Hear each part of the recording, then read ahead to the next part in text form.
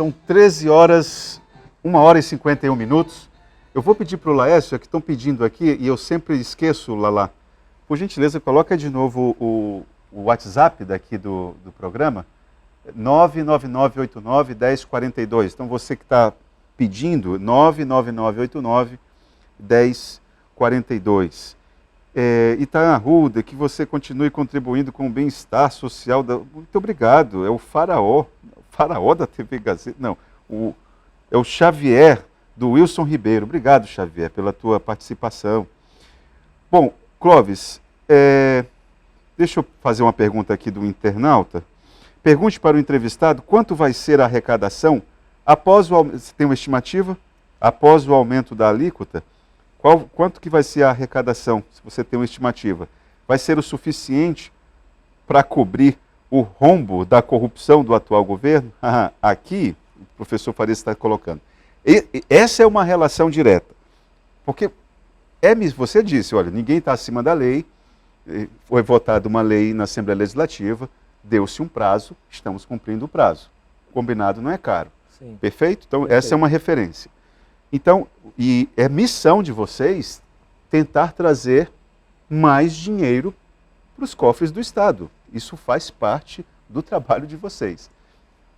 Ocorre que isso que o professor está colocando aqui acaba contaminando. Sim. E talvez até fragilizando um pouco a atuação de vocês. Porque para quem está observando a cena ora, a Cefaz está pelejando para aumentar a arrecadação, mas o cidadão que está olhando a cena completa diz o seguinte: aumentar a arrecadação para fazer aquelas danações que a Polícia Federal apontou na Operação Ptolomeu. Então isso é uma coisa que você segura que é tua essa daí. Vai lá, Clóvis, e aí? Bom, eu não tenho como falar a respeito de operação, né, operação policial que está em investigação e que quem decide é a Justiça, né? Eu tenho como falar a respeito da nossa arrecadação. A nossa arrecadação, nós pretendemos sim ter um acréscimo de arrecadação para suprir o que nos foi retirado pela Lei 192 e 194, para a gente manter o nível de arrecadação que a gente vinha tendo, né? Que a Lei 192 e 194, como a gente já disse, mas sempre vale a pena repetir, ela reduziu o ICMS na arrecadação sobre combustíveis, energia elétrica e comunicação. 105 milhões era... 105 milhões ano passado. No passado, e a previsão para esse ano era de mais de 200. Em torno de 230 milhões. 230 milhões. Isso. Então nós pretendemos, com essa nova alíquota, conseguir aí no ano algo em torno de 230 milhões de arrecadação. A questão de corrupção aí é coisa da Justiça, é coisa da investigação, da polícia. Eu não tenho como opinar nisso, eu não tenho nem acesso aos autos, não sei do que se trata e não sou da Justiça para poder tratar desse assunto. Clóvis, aqui o Luiz Carlos está te perguntando o seguinte: assim como os bancos renegociam com os devedores, com até 90% de desconto sobre o débito, o governo do Estado não pensa em chamar os seus devedores e renegociar as dívidas com descontos que facilitem a quitação dos débitos, especialmente os débitos já ajuizados? É o Luiz Carlos, da Vila Acre. Sim, Luiz Carlos, nós temos o Refis está aberto. Nós temos um programa de recuperação fiscal. Ele está aberto até 30 de junho agora, para quem tem débito com a Cefaz e também com a dívida ativa, né, que é administrada pela PGE. Ele está aberto até 30 de junho, com descontos que chegam a 95% de desconto para pagamento à vista. Então nós temos sim essa política sempre aberta. Para empresas que é do Simples Nacional, o desconto chega até 100% de desconto de multa e juro, se ela pagar à vista. E quem não consegue pagar à vista, ele pode parcelar em até 84 vezes e ainda assim vai ter desconto de multas e juros. Então nós temos essa política sim. Olha, e falando também na dívida, eu cheguei já até a falar, mas vale a pena repetir. Para as empresas alagadas, nós estamos para emitir uma lei em que vai prorrogar o vencimento sem cobrar multa nem juros por 5 meses. O Evaldo, ele é representante lá do bairro Conquista. Ele está dizendo o seguinte: eu queria que você ouvisse o que diz o Evaldo e fizesse as correções de alguma possível imprecisão. Acre, o estado que cobra impostos mais altos do mundo. Só de substituição tributária são quase 40%. O Acre é o único estado que que cobra a substituição tributária 2 vezes dos produtos e dos fretes. E aí? Procede? É o Evaldo que está... Evaldo, existe uma imprecisão aí, né? Porque realmente o ICMS, como eu já expliquei antes, o conceito dele é de ser cobrado sobre o preço praticado ao consumidor final. E quando as empresas elas fazem o seu custo, né, ela leva em consideração também o frete. O preço que ela pagou para o fornecedor, o seguro, as percas que ela possivelmente pode ter tido, o frete, a comissão dos vendedores, tudo isso vai ao preço final do produto. Então, quando a gente vai cobrar a substituição tributária, que é que eu disse que eu transfiro da cobrança na ponta do varejista, eu transfiro para trás, eu cobro lá da fonte do fabricante, eu levo em consideração o frete. Levo em consideração porque o frete vai fazer parte do preço final do produto. A lógica do ICMS é essa, e não é só o estado do Acre. Todos os estados do Brasil cobram da mesma forma. Aí ele falou que a carga tributária do Acre é a mais alta. Eu discordo. Hoje nós temos Sergipe, se eu não me engano, está com a alíquota de 22%. Tem vários estados que têm alíquota de 20%, 21%, 19%. A nossa agora foi para 19%. Antes de entrarmos aqui, eu acho que você explicou uma mudança na postura da Cefaz que me parece dialoga muito com a pergunta do Luiz Carlos lá da Vila Acre. Você falou que a Cefaz atualmente ela está preferindo mais dialogar com o empresário do que autuá-lo, do que multá-lo. Exato. Queria que você explicasse o porquê. Sim, hoje o fisco moderno como um todo, principalmente nos países da OCDE e a grande maioria dos países da Europa, o fisco está muito mais próximo do contribuinte e trabalha de uma forma mais orientativa para o contribuinte. E dessa forma ele consegue até trazer mais recursos, em vez de chegar só com a mão pesada e autuar o contribuinte. Então, nós estamos até finalizando um sistema de monitoramento das empresas, que a gente chama de conformidade fiscal. Hoje, como nós temos todos os documentos fiscais eletrônicos, através desses documentos eu consigo fazer cruzamento de dados dentro da Secretaria da Fazenda e consigo identificar um erro ou outro que um contribuinte tenha acometido. E eu vou notificar o contribuinte dizendo, nós encontramos esse erro e você pode corrigir, sem ter autuação, sem ter nada. E essa correção, é lógico que ela vai acabar resultando em uma melhor arrecadação para o Estado, do que eu simplesmente chegar e autuar o contribuinte e aí gerar um contencioso tributário que pode levar anos de discussão, tanto administrativo quanto judiciário, e acabar, muitas das vezes, nem revertendo em uma real tributação para o Estado. Então, nós estamos para lançar esse sistema, nós já vemos trabalhando com ele, a construção dele já há algo em torno de 2 anos, ele está redondo, nós já fizemos alguns testes com alguns contadores, os contadores são parceiros nossos nisso, como você disse, nós estamos sendo parceiros tanto dos contribuintes quanto dos contadores, porque os contadores em tese, que cuidam das empresas, né? Então nós estamos trazendo os contadores próximos da gente, nós temos trabalhado com eles, nós já fizemos isso com alguns outros sistemas que nós lançamos, como o Cefaz Online, que é um sistema onde as empresas olham lá a sua tributação, onde elas são notificadas de algumas coisas. Eles nos ajudaram nisso e agora estão ajudando também nessa conformidade fiscal, apontando algumas coisas no sistema que pode ser melhorado e tudo. Nós estamos nessa fase de teste e assim que a gente concluir ela e acertar todos os detalhes, nós vamos lançar para todas as empresas. Clóvis, olha só, o Genival Campos, alguém vai ouvir a pergunta do Genival e vai dizer assim, isso aqui é do PT. Pela pergunta aqui você vai ver que não é. Ele diz o seguinte, só para você ver como que o raciocínio é político, por mais que a explicação se esforce no aspecto técnico. Na verdade, o governo não está nem aí para o povo. Gostaria de lembrar que esse governo este governo do Gladson Cameli, gosta mais de imposto do que o governo do PT. Não adianta nada prorrogar IPVA, o pagamento de IPVA e etc. Um forte abraço, Genival Campos. E aí? Genival, eu não sou político. Eu estou na Cefaz, entrei em 2006, sou concursado, sou de carreira e estou lá, passei pelo governo do PT, estou agora no governo Gladson. Mas se for fazer um comparativo, o Estado precisa de arrecadação. A arrecadação, e isso vale dizer, você na tua casa você não consegue fazer a tua feira no mercado, pagar a tua conta de luz e colocar gasolina no teu carro se você não tiver uma receita, se você não tiver uma renda. O Estado é a mesma coisa. O Estado, quando ele não tem a receita, ele não consegue pagar o médico, ele não consegue comprar o medicamento, ele não consegue abastecer o carro da polícia para fazer a ronda na cidade, ele não consegue abastecer os abrigos, como está acontecendo agora, socorrendo as famílias que estão alagadas, se não tiver dinheiro no cofre. Ele não consegue comprar as marmitas e colocar lá hoje, como está tendo, comprou vários colchões, né, produto de limpeza. E quem mantém o cofre cheio é o povo.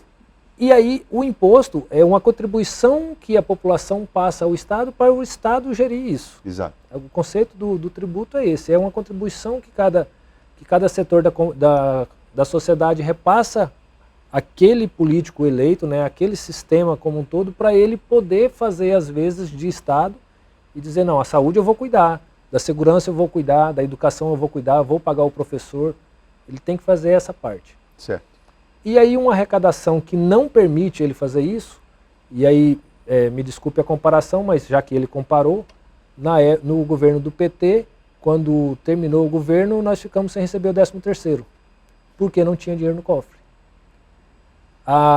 Teve matérias de que a PM não conseguia abastecer as viaturas porque não tinha dinheiro para comprar o combustível e fazer as rondas que eram necessárias fazer na cidade. Uma demonstração de que com arrecadação pequena você não consegue atender aquilo que o Estado se propõe a fazer.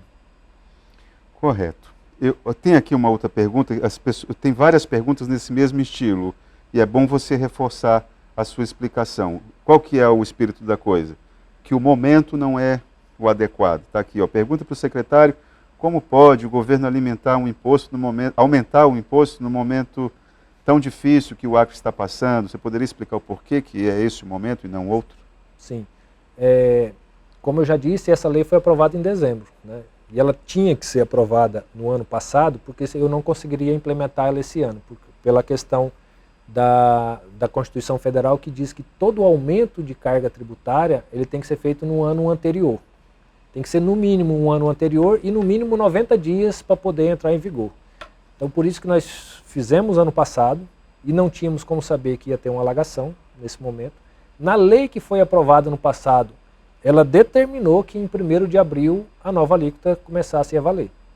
Então isso foi feito lá no passado. Agora, eu conversei com um colega teu e ele me disse o seguinte, duas coisas. Primeiro, que o argumento dos parlamentares está do ponto de vista técnico equivocado. Sim. Mas que a Cefaz erra também no momento. Pois é, mas aí o momento é que eu estou vinculado à lei. A lei diz, em 1º de abril você tem uma alíquota nova. E aí eu, como servidor público, eu tenho que respeitar essa lei. Se o momento não era esse, a Assembleia podia ter se movimentado antes e ter alterado essa data. Porque aí ela teria que alterar a própria lei e dizer, não é mais 1º de abril, é outra data, e colocar uma outra data futura. Isso não foi feito pela Assembleia. Se o governador quiser, ele pode mandar um projeto de lei para lá alterando essa data. Mas aí a gente cria uma confusão muito grande, né? Por quê? Porque nós já temos todos os sistemas da Cefaz alterados, nós já temos os sistemas das empresas alterados, que as empresas já começaram a trabalhar com alíquota nova. Então, se eu reverter isso agora, é aquela história, eu vou mexer no molho e vou acabar azedando a comida, né? Eu acho que teria isso. Mas aí ele falou do momento. No momento, nós tomamos medidas para quem foi atingido pela alagação. Né? Esse momento de prorrogar o vencimento de todos, por 5 meses nós vamos prorrogar, o vencimento de todas as empresas que foram atingidas pela alagação. Então as empresas que realmente tiveram perca de estoque, não puderam, estão fechadas, porque tem água na sua porta, elas vão ter um fôlego de 5 meses para pagar os seus impostos. Nós prorrogamos todos os IPVAs, as certidões negativas também nós prorrogamos, e o governo está tendo outras medidas aí que ele está tomando em questão de assistência social e mais. Então, eu acho que tudo que o Estado está podendo fazer, nós estamos fazendo. A questão da data foi uma data infeliz, logo que ela foi prevista há mais de 3 meses atrás, e ocorreu de cair justamente quando a gente teve um momento de alagação. Foi um infortúnio. Bom, você, então, com esse raciocínio, e você lembrou que as próprias associações representativas de classe, né, a CISA, outras instituições, com todos que nós conversamos, aprovaram, né? Com todos que nós conversamos, eles não tiveram questionamentos. Eles entenderam o momento, eles entendem que o Estado precisa de arrecadação, entenderam que a Lei 192 e 194 federal retirou a arrecadação nossa, e de todas as conversas que nós tivemos, essa construção do decreto, nós discutimos com eles em alguns momentos e repassamos para eles a nossa preocupação também. Eles também estavam preocupados, eles queriam que essa legislação saísse logo, que é justamente, como no decreto eu melhoro a lei, a lei só dizia que passava de 17 para 19, então na tributação... Como isso ia fazer que não... Aí o decreto vem e diz, em cada segmento, em cada produto, vai ser dessa forma. Eles precisavam disso para poder ajustar seus sistemas. E nós fizemos, eles ajustaram os sistemas, para a partir de 1º de abril já começar com esse sistema novo de tributação. Então as empresas já fizeram isso. E eles, assim, quando a gente fez, eles até agradeceram a questão da gente não cobrar o estoque, né? Eles entenderam toda a situação. A lei previa, essa do estoque foi danada, a lei previa, dava a Cefaz a possibilidade de tributar. Dava, porque é aquela lógica que eu te falei, né? O fato gerador é aquele no momento da venda ao consumidor. E se no momento da venda do consumidor eu ainda não fiz essa venda, ainda está no meu estoque, eu deveria recolher aquela diferença. Mas a gente conseguiu, na legislação, colocar essa dispensa de recomposição do estoque. Agora, Clóvis, é interessante, quando a gente... Desculpa só te interromper. Outra coisa que a gente preveu na lei, e que às vezes não é falado, nós mantivemos todos os benefícios fiscais que o Estado já tinha, como isenção para o leite na circulação interna. O leite da produção aqui do Estado do Acre ele é isento. A farinha de mandioca, que circula internamente dentro do Estado do Acre, ela é isenta, não tem nenhum centavo de ICMS em cima. A carne ela gira hoje em torno de 2% a 3%, 3,5%, dependendo do tipo de corte e tal. Nós mantivemos essa mesma carga tributária. Esses produtos, assim, que a gente considera essenciais, nós mantivemos. Tanto é que em pesquisa recente saiu que a cesta básica do Acre é a menor do país, numa pesquisa de IES. Aliás, isso foi uma decisão política, não foi lá atrás, no ano passado. Lá atrás... O combinado foi não mexa com a cesta básica. Não mexa com a cesta básica, e nós não mexemos. Nós reduzimos a tributação em cima dos medicamentos de uso contínuo, que são aqueles medicamentos para diabetes, pressão alta, tudo que as pessoas mês a mês têm que comprar. Nós reduzimos a tributação dela, não foi atingido por esse aumento de alíquota. Nós tivemos esse cuidado. De tudo aquilo que assim que impactaria setores, mais. Isso, e setores sensíveis, né, como cesta básica, como circulação interna de produtos daqui do Estado. Nós tivemos esse cuidado de manter esses benefícios. Conversando sobre tributação, é que a gente vai percebendo que o consumidor, ele é o que se lasca, mas ele que alimenta tudo isso aí, né? Tudo é calculado, pensado naquele camarada ali, naquele ponto final da linha. É ele, é para ele, tudo é nele. A tributação ela recai sobre o consumidor. É até uma mudança que tem proposta na reforma tributária, que é você mudar um pouco esse sistema tributário brasileiro, que ele é muito pesado no consumo, né, e pouco na renda e no patrimônio. E como eu já citei aqui algumas vezes, a OCDE, que é a organização dos estados, né, da OCDE, dos países que fazem parte da OCDE, que aí pega os países mais ricos, a Europa e alguns países em desenvolvimento, eles têm uma lógica de tributar muito mais a renda e o patrimônio e diminuir a tributação do consumo, o que você torna uma tributação mais justa, de certa forma, né? E as propostas que tem de alteração do sistema tributário brasileiro, eles estão caminhando nesse sentido.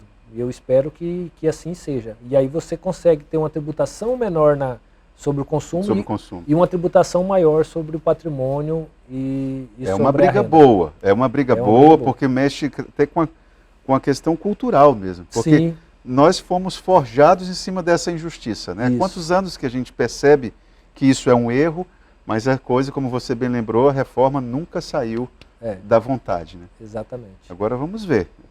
Essa ideia, só para finalizar nossa conversa, essa ideia do ministro Fernando Haddad de tributar essas empresas que ele chamou até de contrabando, né? De que elas na verdade praticam um contrabando, porque não pagam o imposto. É como se fosse uma troca entre pessoas. Você acha que isso vai de fato impactar? Existe... 8 bilhões é o cálculo que se faz, né? Tem um potencial, sim, de impactar em alguns produtos. Mas eu não sei aqui no estado do Acre quais os setores que seriam impactados exatamente. Eu até te confesso, não li a proposta dele no âmago, eu só vi as notícias, né? Eu teria que pegar a proposta dele específica e verificar onde ela pode atingir alguns comércios aqui no estado. Quando o presidente Lula, quando foi candidato, quando falou a respeito de que precisa colocar o pobre no orçamento e o rico no imposto de renda, esse raciocínio é muito polêmico. Vamos ver como é que isso vai se concretizar mesmo, se efetivar na prática. Clóvis, muito obrigado pela tua vinda aqui. A Cefaz, de todas as instituições e órgãos, é o que menos está presente aqui na cadeira do Gazeta Entrevista, é uma pena, mas a gente sempre está aberto. Se vocês precisarem, Gazeta Entrevista está aberto. Então, eu agradeço a oportunidade e digo assim, a Cefaz está aberta a esses questionamentos. Nós trabalhamos, a Cefaz eu acho que é uma das secretarias que ela é quase que puramente técnica. Política lá dentro é muito pouco, porque... Política partidária que você fala. Política partidária, e as políticas que a gente faz é essa política pro Estado, né? Política pública. Política pública, de conceder benefício, por exemplo, para farinha, para leite e tal. Essa é a nossa política lá, mas tudo em cima de critérios técnicos. E estamos sempre abertos à discussão, a questionamentos, a vir aqui esclarecer as mudanças que a gente faz ou que a gente pretende fazer.